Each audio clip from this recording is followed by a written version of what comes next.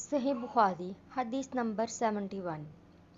وہ خطبہ میں فرما رہے تھے کہ میں نے رسول اللہ صلی اللہ علیہ وآلہ وسلم کو یہ فرماتے ہوئے سنا کہ جس شخص کے ساتھ اللہ تعالیٰ بھلائی کا ارادہ کرے اسے دین کی سمجھ عنایت فرما دیتا ہے، اور میں تو محض تقسیم کرنے والا ہوں، دینے والا تو اللہ ہی ہے، اور یہ امت ہمیشہ اللہ ہی کے حکم پر قائم رہے گی، اور جو شخص ان کی مخالفت کرے گا انہیں نقصان نہیں پہنچا سکے گا یہاں تک کہ اللہ کا حکم قیامت آ جائے اور یہ عالم فنا ہو جائے۔ حدیث 72۔ میں عبداللہ بن عمر رضی اللہ عنہ کے ساتھ مدینہ تک رہا۔ میں نے اس حدیث کے سوا ان سے رسول اللہ صلی اللہ علیہ وآلہ وسلم کی کوئی اور حدیث نہیں سنی۔ وہ کہتے تھے کہ ہم رسول اللہ صلی اللہ علیہ وآلہ وسلم کی خدمت میں حاضر تھے کہ آپ صلی اللہ علیہ وسلم کے پاس کھجور کا ایک گابا لایا گیا۔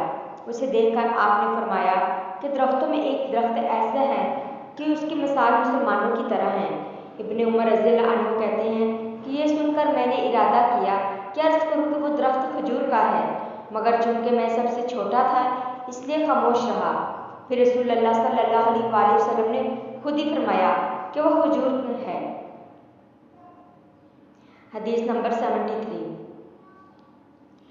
رسول اللہ صلی اللہ علیہ وآلہ وسلم کا ارشاد ہے کہ حسد صرف دو باتوں میں جائز ہے، ایک تو اس شخص کے بارے میں جسے اللہ نے دولت دی ہو اور وہ اس دولت کو راہ حق میں خرچ کرنے پر بھی قدرت رکھتا ہو، اور ایک اس شخص کے بارے میں جسے اللہ نے حکمت کی دولت سے نوازا ہو اور اس کے ذریعے سے فیصلہ کرتا ہو اور لوگوں کو اس کی حکمت کی تعلیم دیتا ہو۔